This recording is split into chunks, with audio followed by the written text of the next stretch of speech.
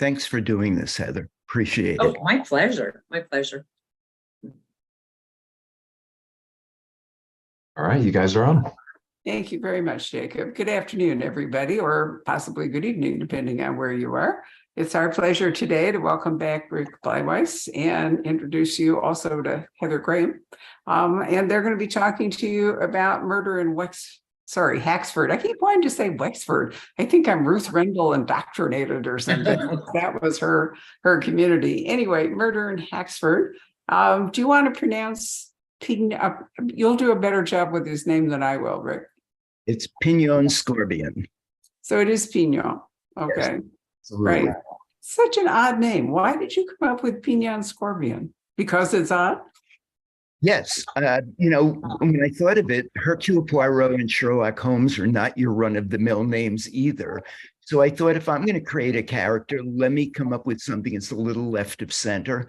And with Scorbion having an Egyptian father, I looked for an Arabic Egyptian last name that I thought was cool. And I liked Scorbion, which is that. And then I postulated in the first book that his parents met in Haiti, where his mother lived, in the region called Pignon. So I just liked the way those two names went together. They do go together very well. And of course, there are bursts of French, or sort of French. Sorry, I was a French major at Stanford, so I have to, get. So it sort of all fits together and gives him a slightly international flavor, although he's actually stationed in this little village in 1910, England. So Rick has very kindly signed copies for us, which Jacob can show you when we pop back to that.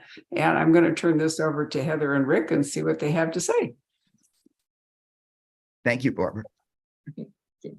I was going to say one of my favorite things. I think most of us who write wound up doing so because we love to read so much.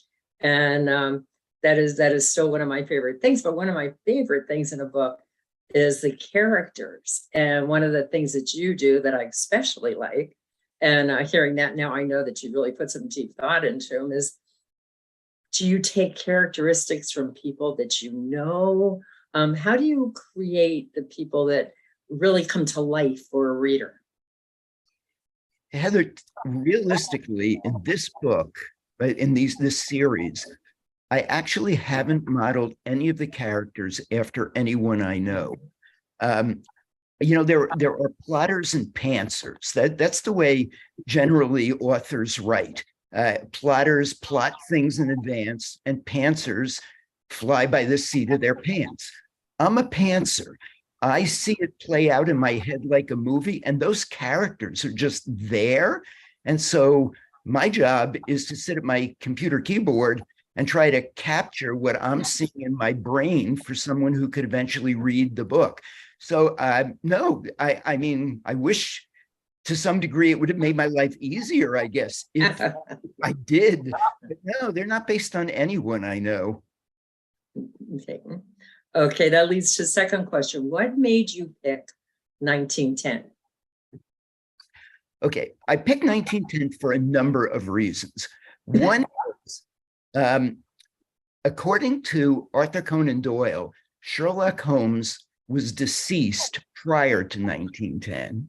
And according to Agatha Christie, Hercule Poirot had not quite risen to the level of fame that he had by 1910. So I thought that was a cool year to put a character in between these other two characters and their timelines. But in addition to that, it was kind of a cool year in the sense that the telephone started catching on in that year in England. The automobile was just catching on in that era. It was actually the first year that file cabinets were ever used in offices. But then I also learned in researching, and I do a lot of research for the books to get the minutia right, that like in 1910 was when Edward VII died and his son George V became king. So there was like, that power turnover, if you will.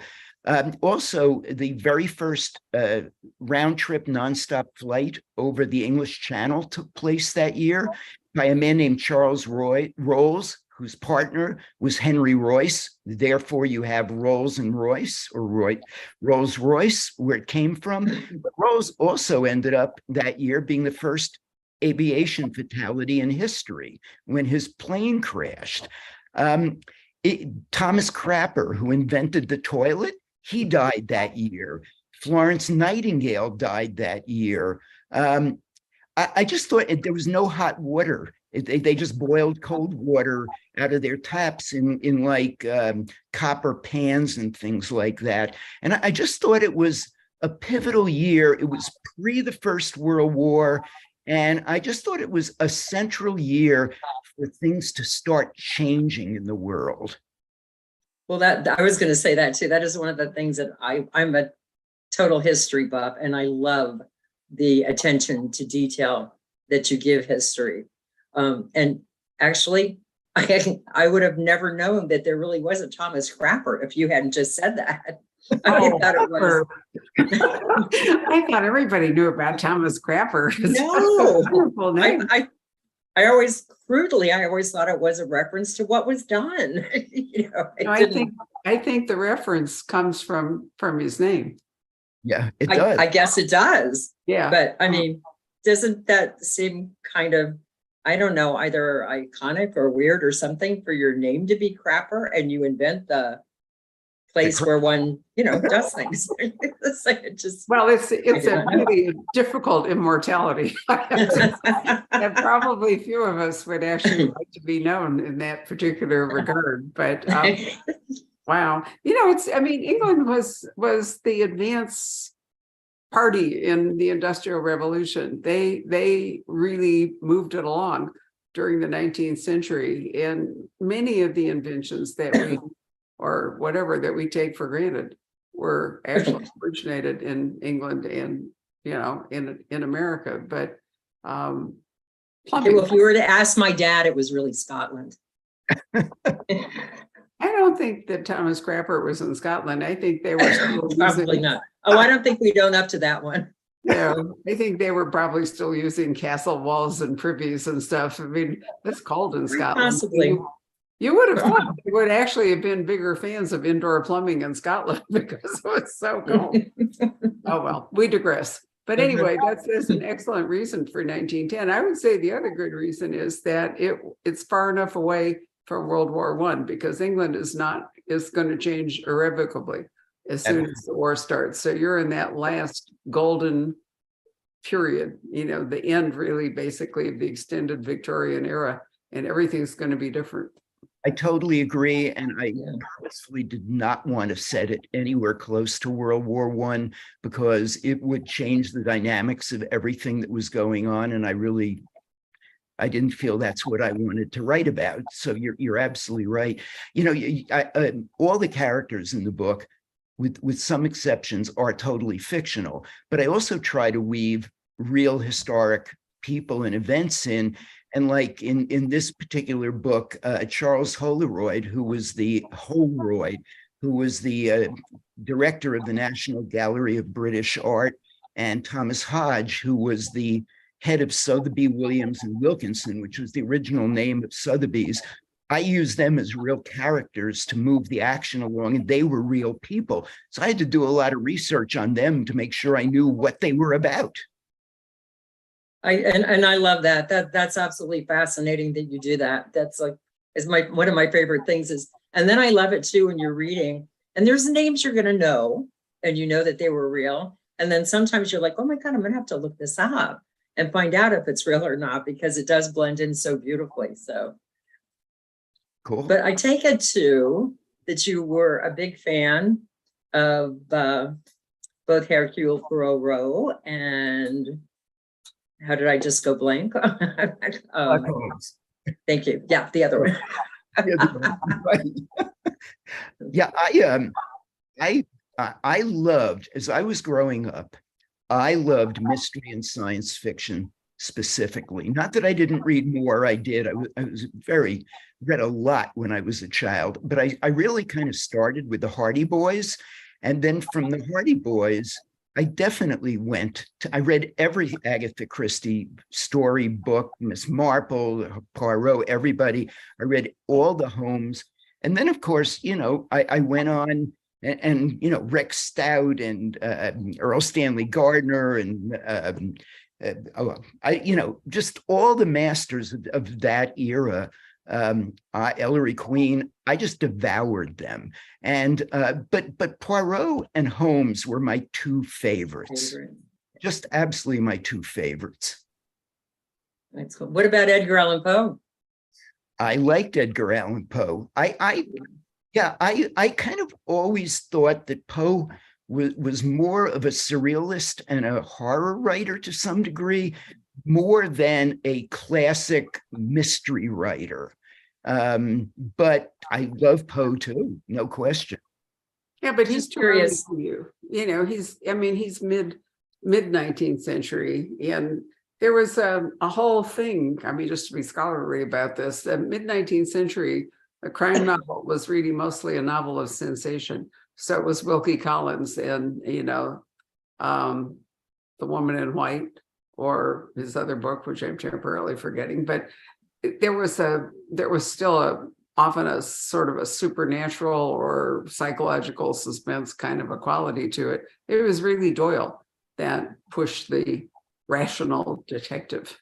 So, I just read an article that credited Poe with being the first master of the detective novel. That's why I was curious if you had gotten into it or whether you agreed with that or disagreed with that. well, he did. I think you'd have to say that the Purloined Letter, is an excellent example of that. He did write three. One's a novella. What is it? The Monkey. I'm trying to remember the name. The Monkey Paw. Whatever. But there's a lot of question about whether he really was the first detective. Yeah. There was a woman whose name I'm also forgetting. Sorry, I didn't come to this. Shirley Jackson. No, I mean a Victorian era. Okay. Who may really have written, some of the earliest detective things. And Poe gets most of the credit for the Murders in the Rue Morgue. That's it. I couldn't think of it. The Murders in the Rue Morgue and the Purloined Letter. But really, I think that what we think of the mystery is much more a Conan Doyle. Yeah. Oh, now, yeah, I think so. But I'm just saying this letter credited him with being, or this article, I'm sorry, credited him with being the first to really create the detective novel that inspired others. So that's it's and as in all reading, it's subjective, it's her opinion. So it may be right, it may not be right. Yep.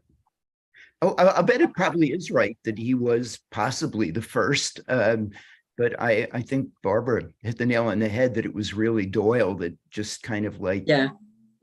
Well, what Poe did was see Auguste Dupin was create the first kind of iconic sleuth because he appears in those, and the other people who were writing didn't necessarily have like a serious character, and he is one. So that I think that's why he gets that credit, is that Dupin is such an interesting character and sleuth.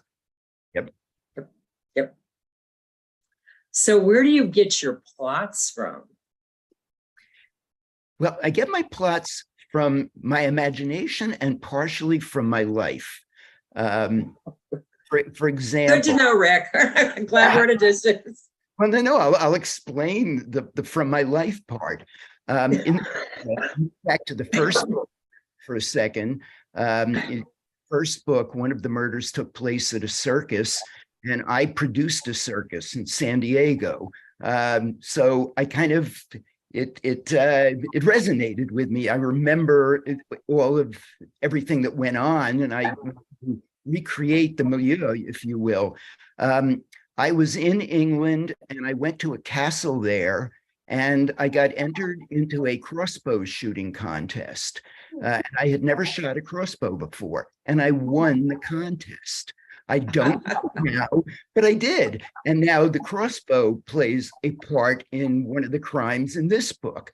I will tell you something that it was not a great experience, because those both were great experiences. But back when I worked in the record industry, and you can see some of my plaques behind me, when I was in the music industry, I got a call from the police one day, and they said, "Would you come over and meet us at this address in Manhattan?" My office was in Manhattan. I said, "Sure. Am I in trouble or something?" And they go, "No, no, no. We need your eyes on something." I had no clue what. I show up at the address and there's police tape outside. And they explained to me that a promotion man who worked for me, he had worked for me, was murdered in his apartment, and that my business card was found on his desk. So they wanted me to come over to see if I could see if anything was out of place or missing. Was it a robbery? Was it a crime of hate or what? And I remember that vividly, because as I walked up the stairs to his apartment, which was on the first floor, there was blood covering the banister on both sides. There was blood pooled all over the floor in his apartment. And I felt like helpless because I had never been to his apartment before. I would have had no idea if anything was out of place. But that scene vividly was etched in my mind. Unfortunately, 2 days later, I had to go back and go there and meet his parents there, the young man's parents, which was kind of a devastating situation. And part of the reason that I've decided to write mystery novels that don't have a lot of blood and gore is partially because of that experience and how shocking and utterly negative the experience was. And I wanted to give my readers more of an uplift and a relief from their stress rather than further stress them, the way I was in that event. So some of it is tied into my life, and some of it just pops into my brain, and I go, "Oh, that's cool. Let's go with it." I mean, there's a phrase my wife told me about a couple of days ago that I didn't know. Maybe you guys know it intimately. It's called flow. And it's when you get so immersed in something that it flows and you lose awareness of the world around you because you're sucked into that thing that's flowing in your brain. That's what happens to me when I write. I get lost into those characters and that event, and nothing else exists for me at that time. That is really nice. Did they ever catch whoever killed the young man? They did not. Absolutely did not. He was a gay man, and they thought it might have been a gay-related hate crime, but they never found it. Oh, that must be horrible for the parents. Yeah, that is one thing that I like about being the writer, and I'm assuming you do too, is that we do make sure that they get caught. That's nice, and I know it's not always true in real life. No.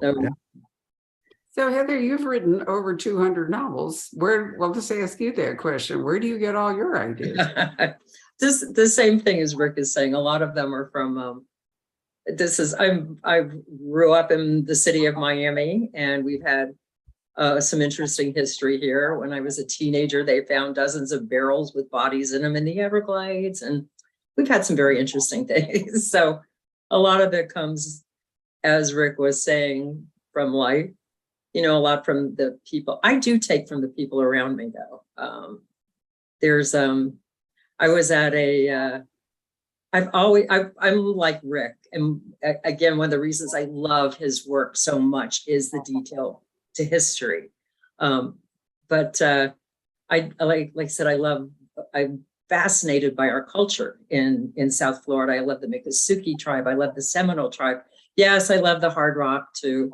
But their histories are fascinating. And I was actually at a powwow one day, and I saw one of the most striking looking individuals I had ever seen, and wound up chatting with him a little bit. And he was half Apache and half Irish. And I thought, okay, that's America for you. So I definitely modeled the character after him, because I just thought he was fascinating and extremely intelligent man, and just charming. And a wonderful example of history. Again, everything that happens, within. I love us as a country because I think we're kind of like, if you have a dog that's a mutt, everybody will tell you that's the best because they'll live the longest and they usually have all good traits. And so I think America's made out of mutts, and I love it. I think we're everything different in the world, and I think that's fun to use when we're working too. And I think Rick does sometimes, not so much in the 1910 England, but I've seen some of the things you've done. Yeah. Well, I'm also slightly getting away from mystery for a second. I'm writing a book right now that takes place contemporarily, and it's about an 80-year-old ex-army lifer whose wife dies, and he's really old and crotchety, and he's living with his daughter and son-in-law, and he's just making their life unbearable. So they move him into a senior home, and he doesn't want to be there. And it's his adventures with the other residents there, and they try to fend off a gang of youths who are harassing them. It's kind of a cross between Home Alone and Best Exotic Marigold Hotel. It sounds great. Sounds fun. Why I brought it up is because virtually every resident in that home is based on somebody I do know in real life. Okay. And so there's where I'm using people that I know and hopefully disguising them enough that they don't get sued. Well, yeah, you always have to be careful with that. But yeah, I think I make them, put them a little bit different enough so that, you're not going to get sued. The only thing is I will have, and I'm sure this happens to almost everyone, somebody write you and tell you, oh, I'm so happy you used my name in your book. And it's like, oh, okay, good. Thank you. I'm glad you're happy. I didn't know. But, names are common, and sometimes you are going to run into one that when you put two of them together that actually are someone. So that's a question that comes up quite a lot recently in author events, is that fans want to know where authors get names. So we've had some really interesting answers. Mark Grady, I thought, was the most fascinating. He said that he's decided that very few people are really, I'm trying to think of his volleyball fans. And so he goes and gets lists of volleyball teams, international volleyball teams, and then he picks like a front name and puts them together. And you're right that probably statistically he'll wind up with somebody who actually has that name. But I thought, what a clever way to go about it. But when you're writing historical fiction, Rick, do you find that you look, and I mean, there are records, they're probably too early for telephone directories and all, but there's because names change. Names are really fashionable. Somebody told me the other day that I have like 5 Susans. I have a daughter, I have an employee, I have 2 employees. Anyway, I have 5 Susans in my life. And one of them said the other day, we must all be nearly the same age because Susan, was the thing. And then it passes on and nobody's called that anymore. When I was a small child, no one was named Heather. Then I was suddenly 17 or 18 and it must have come out as a name that year because I was jumping all the time because somebody would be yelling at their 2 or 3-year-old. And I'm like, what? Because nobody had it really, a lot, certainly not down here until I was older. So I think it came in after that. And then we went through Whitney when Whitney became extremely popular. And there are a couple of others that I've seen through the years, become more. Oh, I didn't know a soul named Jason when I named my oldest son. And then when he was playing baseball, Jason was at bat, Jason was pitching, and Jason was catching. It just suddenly became the same thing. But names are hard. If you're writing historical fiction, you do have to be reasonably careful, to pick names that fit the period. And also to pick names where you don't have 3 characters in the book who all have either the same name or names that sound very similar. So, I think it's a challenging subject that probably readers don't give much thought to. But what I did was I did do searches online for the most popular names from 1900 to 1915 in England. And there are lists. And so I printed the lists out and I made sure I didn't duplicate names, but I used the names of the era. You're absolutely right. That is how I came up with virtually all the names other than Scorpion. Well, that's a timeless name. I have a friend who reads everything I write before I hand it in. Yeah. And she will write me notes saying, you have now used the name Adair 10 times. Perhaps you could change that one, through books through the years. And it's kind of like, yeah, well, I had a lovely family named Adair at the corner when I was growing up. And you do have a tendency to, but that's why I'm very grateful I have somebody who catches it when, I try to name somebody the same thing over and over again.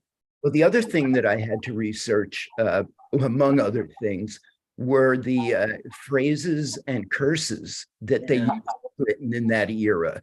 Because, like, for example, I didn't know what death's head on a mop stick meant, but that was one of the most popular phrases then. And that's a sickly, thin person. I didn't know what a bed swerver was. A bed swerver's an adulterer. I mean, there are just some really cool, cumberground, a useless person, adorable, and nincompoop. I didn't know these words, but I wanted to make sure I used the proper context. So I did a ton of research on phrases and curses and, all those kind of things to get the period right. So what inspired you to ballooning? I mean, I think this book opens with some pretty dramatic scenes, but crossbows, you've already sort of mentioned, but have you ever actually gone up in a hot air balloon? I have. I've been up in a hot air balloon more than once. I've loved the experience. And what I found interesting, because I also spoke to the, I don't know what their official title is, but the Ballooning Society of America, because I wanted to make sure that I got the propellant right for the era, because it was not hot air back then, they were gas powered. So we refer to them as hot air balloons, and I do too, but in the book, I didn't call them that because they weren't. That was discovered later on, how to propel them. But I've been up in a balloon and more than once, and I really enjoyed it. And I just felt, again, that was another experience I had that, you're right, Barbara, that just kind of naturally flowed because it would have felt like. Well, I knew you had done that, but why? Why the first time? What made you? What made me what? Oh, no, I knew you'd been up in balloons. In fact, Dad, you were registered but why? What made you do it the first time? You mean go up in a balloon? Uh-huh. Actually, the first time I went up in a balloon, I went up as a teenager with my father.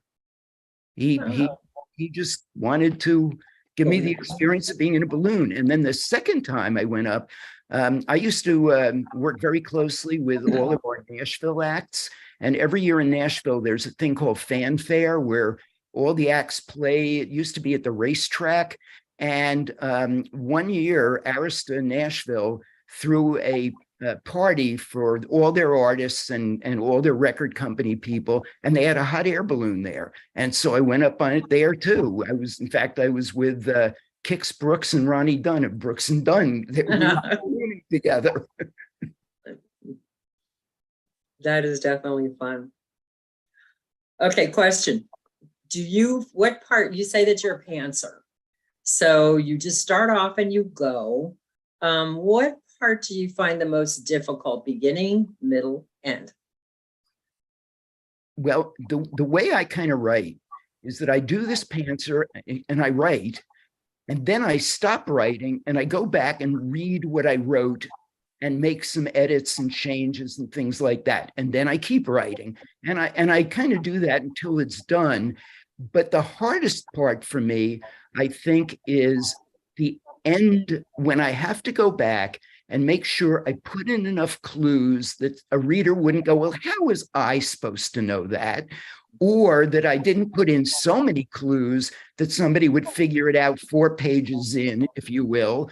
And make sure that there was consistency, enough red herrings, enough consistency. And that is painstaking to me. Writing is enjoyable. It's fun. I love the experience. Going back and making sure everything right is painstaking, not fun. I don't know. I personally always love that second set of eyes because, I mean, I'm totally grateful for editors and rewrites because I think there are things that I have looked at and I've seen them. So to me, they're right. And then all of a sudden someone else points out that, you read, there was a book on the table, you wrote, there was a book table, the things that, Right. it's in, excuse me, it's in your head, right? Yeah. That was age right.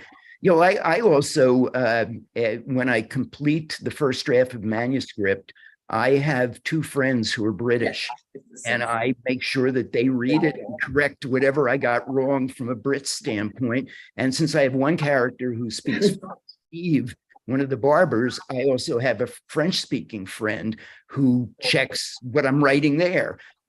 So yeah, I mean, I really try to go as far. I hope you're okay. No, I'm okay. Just lingering cough. So, excuse me. So I just try to get as much right as I can and I've drawn on librarians, I mean, they're a great source.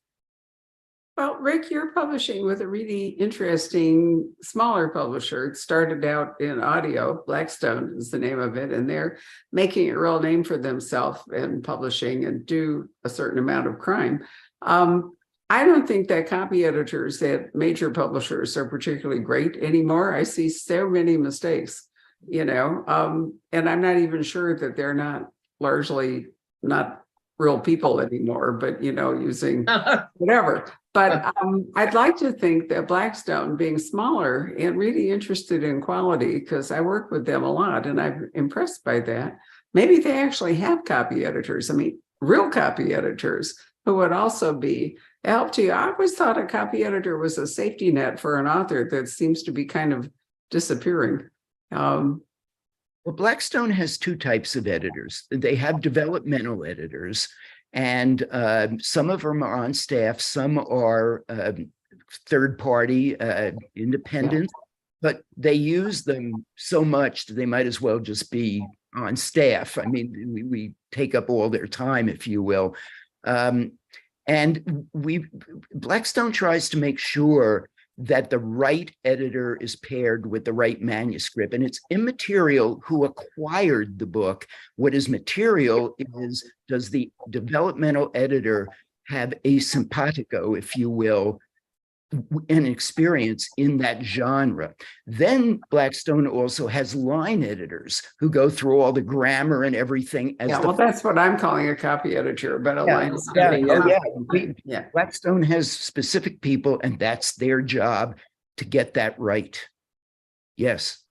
Blackstone really does. I'm glad you used the word quality, because I think that's one of the hallmarks of Blackstone. Look, in full transparency, I work at Blackstone, but when my agent went out with these books, she got multiple offers from multiple publishers. And I chose to go with Blackstone because I believe in the company and I love the quality there. So, I put my money where my mouth is, if you will, in that regard. I think that I have worked with a girl, over many years, I've worked with many, many people. Right. And it always helps when you have an editor that you really gel with. And I think that's important. And that's one of the things that Blackstone tries to do. I'm grateful right now. I was working with one woman for, years and years, and I adored her. And she left and she went into more of the tech movie department. And but then I got a young man, and I was wound up, you're a little hesitant at first, but he's wonderful too. And recently I've had copy editors who are, I would say, absolutely dedicated. So I think it always depends on who you have where. But like you were saying, the most important thing, which is really cool that Blackstone does, is make sure that you don't put someone who absolutely loves mysteries on a sci-fi. You need the person who actually, and I mean, that's not, lots of editors are like us as readers, like love all kinds of stuff, but you don't want, you're happiest when somebody really loves the genre you're working in. Oh, absolutely. And I'll tell you, I worked with two different editors, separate ones on each of the first two Scorbion books. And they had very, very different styles. The first editor absolutely made me a better author.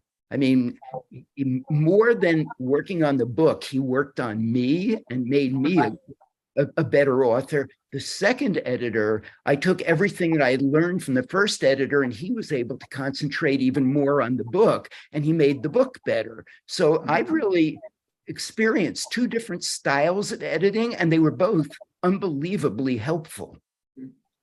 Right. You can have strange things. I was working one time with somebody who, a lovely human being, but I would write and the room was dim and she would want the light room to be poorly lit. But then Sam will have stood up twice on the same page and that wasn't caught. And I'm like, wait a minute, we have to, concentrate on, some of these things. So it's just lucky in life. And I'm very grateful right now that I am working with people that I truly enjoy and that I feel that, they're making a book better by their questions, not just nitpicking on things that might be somebody's opinion. Although right. I think what you were saying earlier about when I was in college, one of our close friends, I got married at 18. My husband and I went to college together. A couple who were very good friends with us were from England. And he would be so funny because he would be referring to going to see somebody and he would say, oh, I'm going to knock her up, which of course in the United States at the time meant I'm going to go make her pregnant. And of course we had to try to tell him, Robert, you don't say that here, say I'll knock on her door, or something like that. But things do mean different things, even in the very different English speaking countries. Oh, absolutely. We are two people divided by a common language is a fair phrase. I had a very irate email today. I sent out a notice for an event we're doing next week, in which I said clearly it's 7:00 Mountain Standard Time, because time zones are the hardest part of Zoom. Going away, right? So I get this furious email back from some woman who wants to educate me in Greenwich Mean Time. I mean, come on, I went to Oxford, so it's not like I don't know it. But she was enraged that I didn't calculate the time zones, for everybody. Now, this is a person who is going to attend a free event. She's not going to buy a book or anything to support it. And yet, it's amazing how entitled people feel sometimes, about, but anyway, on and on she went about, and I thought to myself afterward, why did I even respond? Because actually my first rule most of the time is don't engage. But I thought, maybe she had a point. So I wrote her back very politely and said, Mountain Standard Time is an international time zone, and you don't have to watch it then. You can watch it anytime because it will say, and then I have like 3 more emails about, why don't I understand that all time starts in Greenwich and, the whole bit. And I'm just fascinated by it. But it was an incredibly British centric point of view. And it reminded me of, if you're writing, you took an American and that was the point of view for your story. If you had an American detective guesting in Haxford, then you would be protected from, having to be authentically British. When you decide to write a British detective in Haxford and you're American, then problems can arise. And so, you're fortunate that you have people you can consult that will help you kind of overcome. Do you remember, Heather, when Elizabeth George first started writing her British mysteries? And Lord, she got all kinds of blowback from the British about how dare you do that, It's just, but I do think, I don't think we're getting quite as much now. But I mean, I actually still, my mother was born in Ireland and my father's Scottish. And so when I was a little kid, all my books were things they had brought over here. And so I got in serious trouble in school for telling them, I'm sorry, they were wrong. Color was spelled C-O-L-O-U-R, Harvard, P-O-U-R. And of course, my parents had to come into school and then explain the whole thing. But, and I learned then that were very different. But I think, I don't know. First of all, I think you did a great job. I read a lot of British authors. I think you did wonderfully. Thank you. I think sometimes when the story is totally engaging you, you will let little things go. And then again, Barbara, as you were saying, it is important that, we have like real life copy editors, because a missed word of this or that, things like that can take you out of the story when you were totally into it. That's So, true. You could have a nitpicky several reader ways. who then writes you a 20-page letter. We once published a book when Prison Pen Press was a thing by a British author whose character was British, and she decided, because her character was an academic, she was the president of a college or the mistress of a college in Cambridge, to bring her over to do a guest stint in Muncie, Indiana, because the British author used to go to the crime conference in Muncie. So it was nice, Muncie, Indiana. So Jack comes over and spends her time there. And of course, she's British, right? So she remains British while she's in Muncie, Indiana.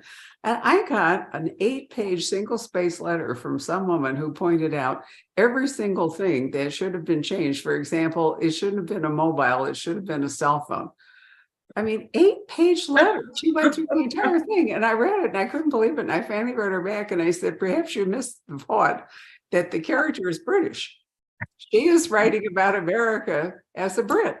Right. In the same way, that you could take an American and have them go to England. And I mercifully, there aren't that many fans like that, but there are readers whose object in life apparently is to correct authors. It's true, but it does come up. I have had in social media, I have had people say to me, specifically what Heather was mentioning, well, your books aren't accurate because in England they spelled favor, F-A-V-O-U-R, and they spelled colors. But in reality, I wrote it that way. And then Blackstone said, no, we need to use the American spelling for an American audience. And when the book comes out in England, they can change the spelling. You can't win. No. If somebody wants to pick on it, you can't win. I know. It's just amazing to me that, how people choose to spend their time. Talk to us a few minutes about the art element, because you have 2 plots going on in this book. Yeah. And I have to say that while I really like the balloon, I was very much engaged with the painting part of it. So, why did you, to texture a novel, you really do have to have more than one thing going on. In fact, actual policemen never work just one case at a time. That isn't how it works. So why did you decide to bring art into your balloon plot? Well, actually, the art was more in the poisoning plot than the balloon plot. No, I know, but they're 2 different. Why did you decide to have, you could have done anything else. You could have had a diamond necklace missing. Why did you choose art? Well, first of all, I love art. I've always loved art. My house is filled with art. And my wife was an art historian, and it's just, my parents were art aficionados. So it's just always been a part of my life. It's something I'm comfortable with and enjoy. And the next answer I can give you is, again, it just came to me. It was in my head and it flowed through me, and the art was there. And, I had to do a little research to make sure that I was nailing the artists of the era, like J.W. Turner and others. But it was just, it came to me. And the art, of course, in a way is his being a usurious moneylender and a painter is in a way incongruous. And I wanted that incongruity, which hopefully made the reader not exactly know what the heck direction it was going in. Excellent. The misdirection was very good. So you really favor a Rex Stout sort of structure for your story. How many of us have not, been in the study where Nero Wolfe assembles everybody and there's the yellow chair and, the whole bit. It's an interesting way, excuse me, of writing it. And you clearly enjoyed that. The Barbershop then becomes the Nero Wolfe study, and you get everybody there to sort of dissect the whole plot. So is that Is that just what came to you, or was that an homage to somebody, or why do you structure the book that way? Two reasons. One, it did come to me that way, but I'm sure one of the reasons it came to me is because, yeah, I've read a lot of Rick Stout in my life, but like recently, I've also watched a lot of Death in Paradise, and that's how they do it on Death in Paradise. You're right. That's a fun show, isn't it? It is. I love it. And there's now a new spin-off called Paradise Something that's just debuting.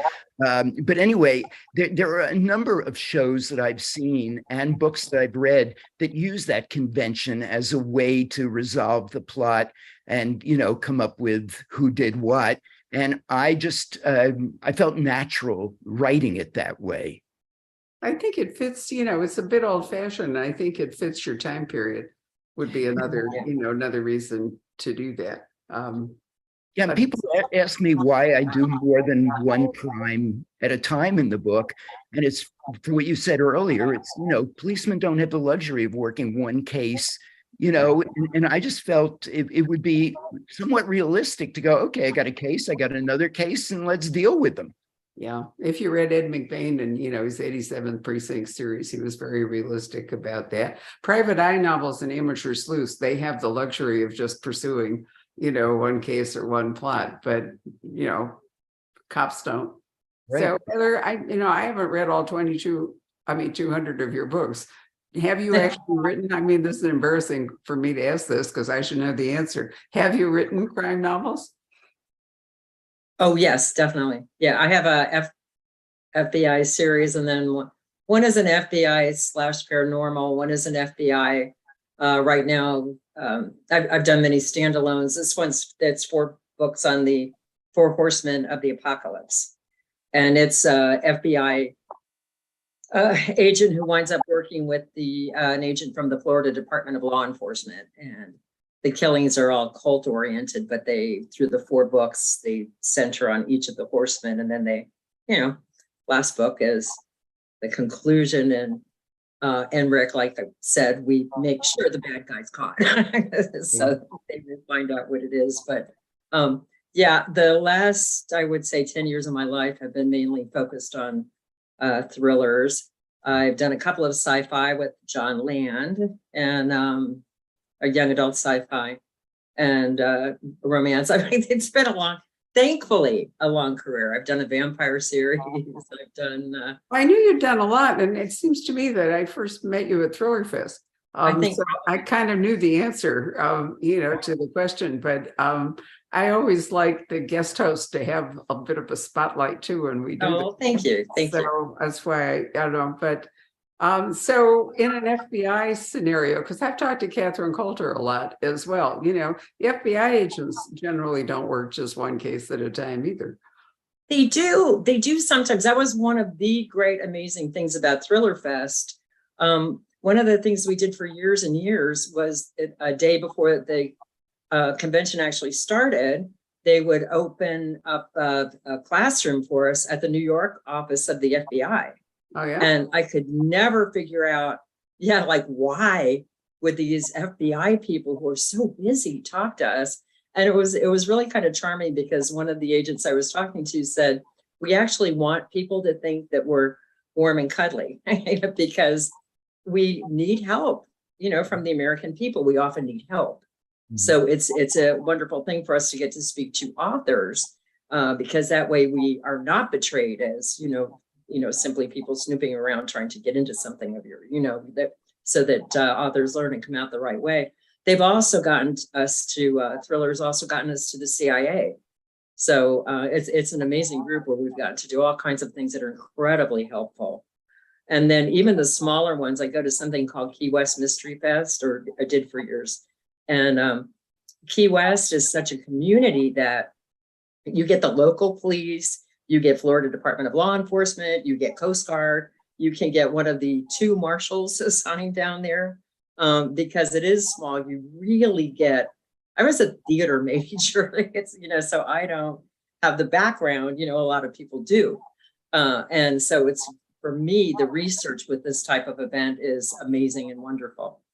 Oh, there's also the Police Writers Academy. Let me not forget that one. That's a great one for authors too. It is a wonderful organization. Someday I'll tell you the origin story because it actually started here.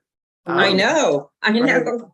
Which, I was drunk. It's the only excuse I have, nonetheless. But, that's interesting because I think I worked on the assumption that the FBI agents generally did work more than one case at a time. So Sometimes yes, sometimes no. okay. So it probably just varies the size of the office and how big the case is and, all kinds of other stuff. I know John Sanford, segued into a U.S. Marshal because he wanted to give Lucas Davenport a chance to run around the country and not just be in Minnesota. And so the Marshal's office, I think, is underutilized in crime fiction, although they have fairly specific jobs. And so maybe it doesn't fit that well into an office. Again, it depends. Like I said, Key West has two marshals. So when they have to do something, they actually call on the police, the Coast Guard, somebody, because there's only two of them. Right. So like it always depends on where you are, and what the size of the office is. And to solve that for me, I'm best known right now for the Crew of Hunters, which is on its 38th. And this year they're going to the same thing you were just saying. This year it's being called Blackbird because they're opening their Crew of Hunters office in Europe so that we have a chance to go a few more places. Cool. That's very exciting. I'm going to make it this year. Last year I had a leg injury and I couldn't face going to New York if I couldn't walk. That's wonderful. Yeah, we're getting to give the award this year to Charlene Harris, and I love her and I get to give it to her. So I'm very happy. Cool. That is wonderful. She's, what an amazing woman she is. I once did a breakfast event at some conference. It was like 8 a.m. and I thought nobody was going to come. I sort of slouched down there, get a cup of coffee. It was greeted by 300 people. I thought, oh my God, what? She's so lovely. She's just, but I mean, Rick, really, seriously, think about it. Most of the people we know who are, the ones you would recognize, who you would really know anywhere, are lovely. But then again, I mean, Charlene's just the sweetest human being known to man, I think. She's a real legend and hilarious at all times. She's naturally one of the funniest people that I have ever met. Well, Rick, let's come back to you and ask, what are you working on? You mentioned that you are writing a book that is not a Pinion Scorpion, but an older, but do you anticipate another case for Pinion? Yeah, I'm working on that book already. I've got I won't say a significant part of it written, but quite a bit. And I can tell you what 2 of the cases are in the book, if you'd like to hear. One of them has to do with a young female magician who has an illusion that is so spectacular that even Harry Houdini, who I write into the book, can't figure it out.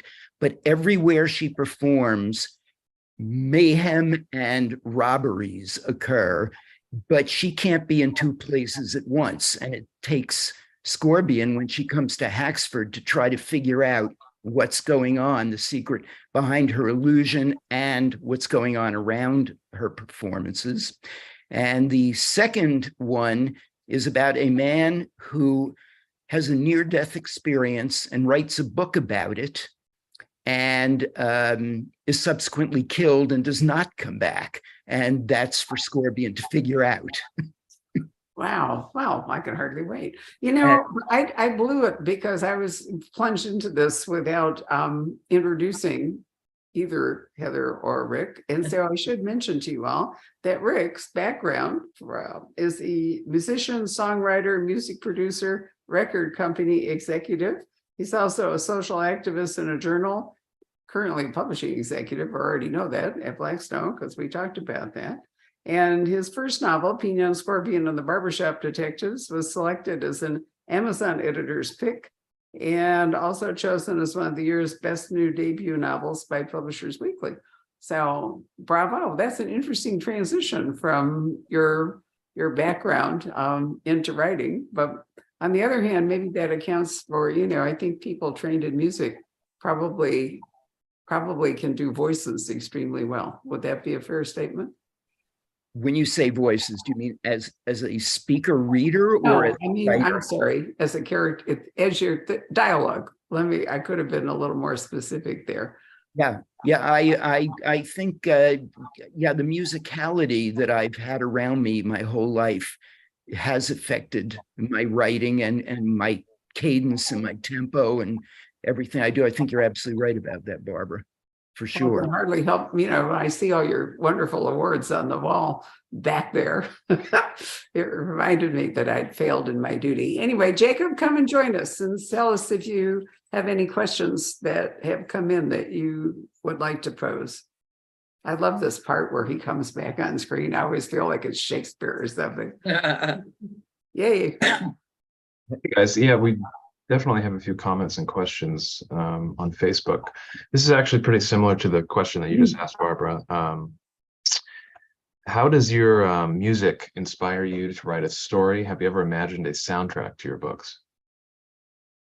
Well, actually, I've composed a Scorpions theme song. I've composed it and performed it and recorded it, and it's on the first audiobook as the background music.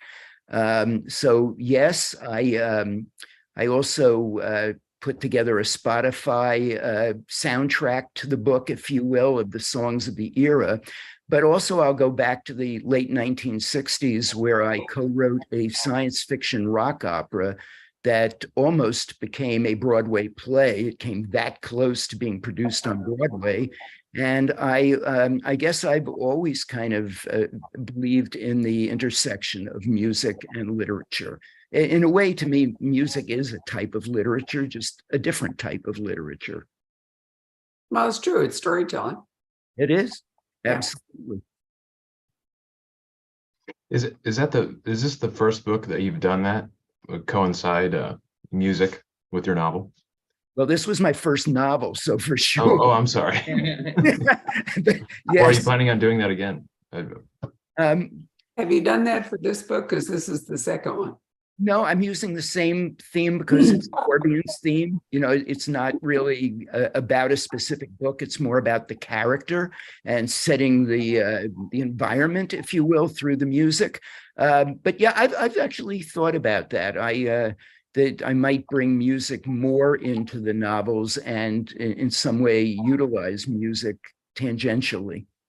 I just haven't figured out exactly what I want to do yet. We can talk about that. I've done Yes. on YouTube and a couple of other places. There's Heather Graham and the Slush Pile, and we've done 2 CDs that are out there.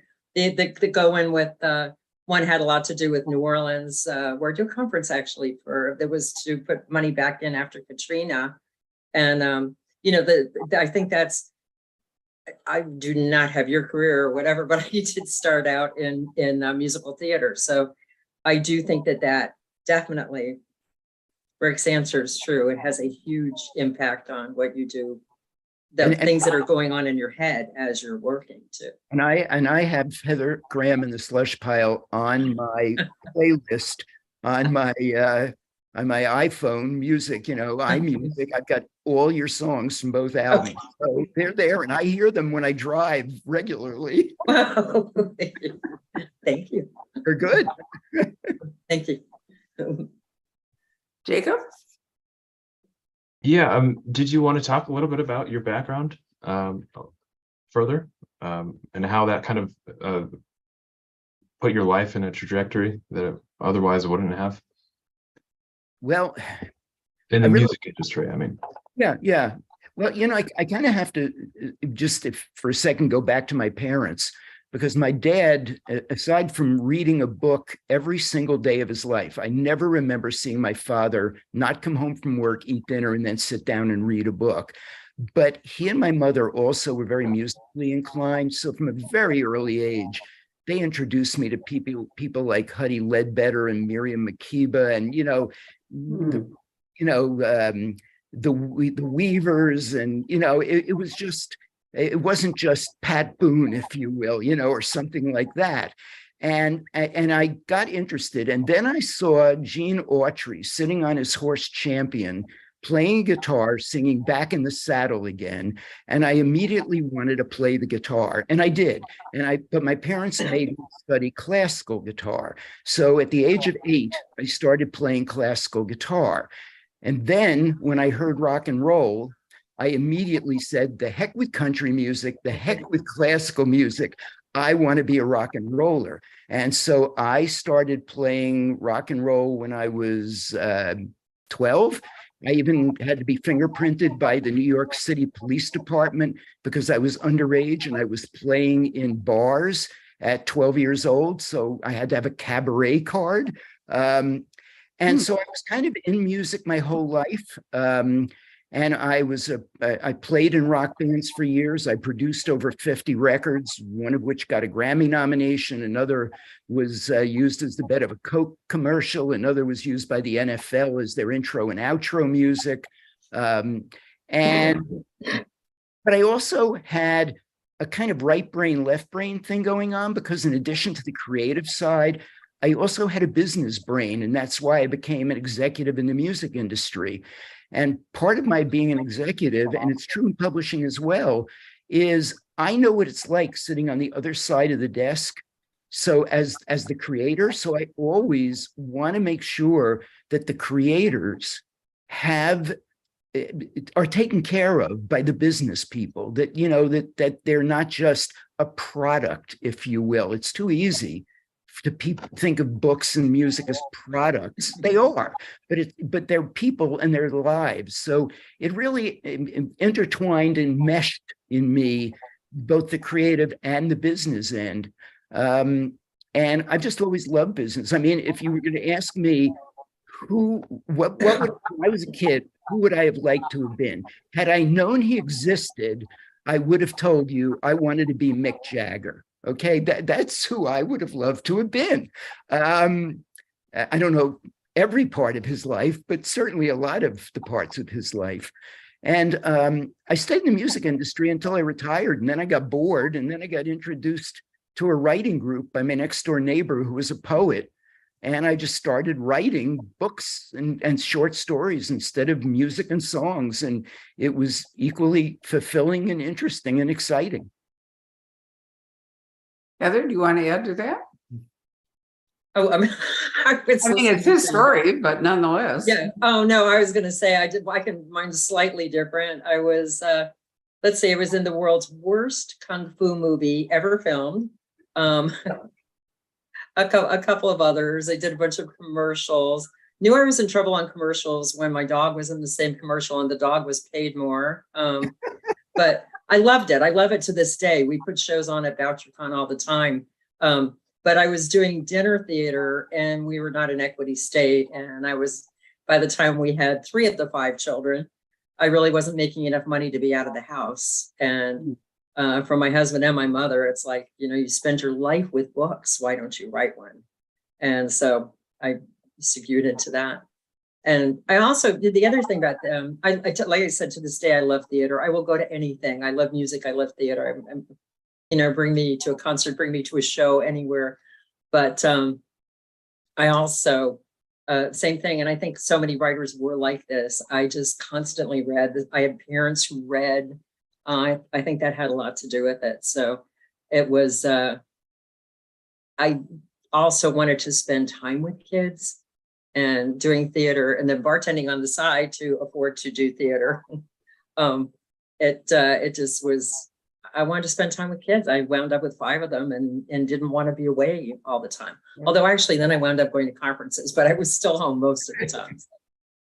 Well, yeah, I think I think about Mary Higgins Clark and her story, you know, of having to sit down and write, or P.D. James for that matter. You know, there's several wonderful writers whose impetus was they wanted to stay home with their families or their children. And yet they also was helpful to make money. Yes. Yeah. So, yeah, at that time. And it was fun because after, I think I'd been doing it for, I don't know, maybe, you know, somewhere between 5 and 10 years. My husband could quit and work for me. That worked well because he could do some of the driving then, which is a lot of people with a lot of kids will tell you if they could have anything, give them a chauffeur because there's so many places to go. Boy, that's a good point. Jacob, do you have the signed copies of Pinion? Yes, I do.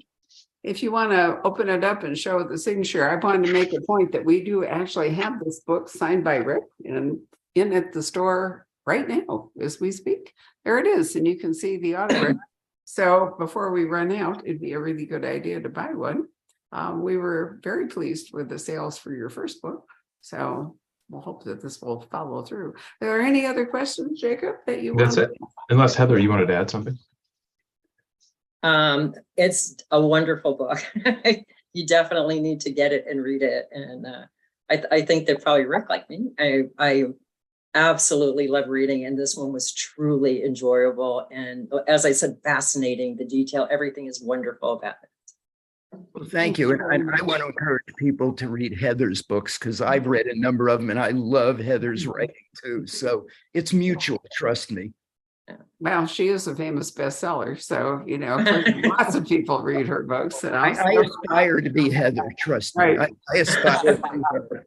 You're probably starting too late to quite hit 200, but good luck to you. So Heather, if I don't see you before, I'll see you at Thriller Fest. Oh, that's great. I'm so glad you're going to be there this year. I am Yeah, too. I really am. I'm looking forward to it. Anyway, good night, everybody. Thank you for joining us. And don't forget to purchase an autographed copy